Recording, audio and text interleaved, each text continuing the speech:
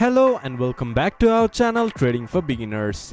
Today in this video I'm going to show you how to find stocks on Etoro. To do so, follow some simple steps with me. First of all, open your browser and go to Etoro website.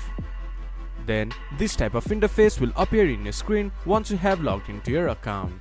From here you can see a search bar on the top.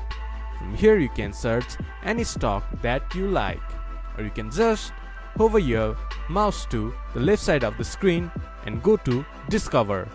Then in the top menu bar you can see Stocks. Click on it and you can just manually search the stocks that you want. This is how you can find stocks on Etoro.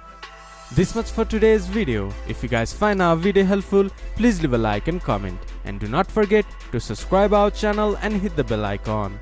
I'll see you guys again in our next video. Thank you for watching.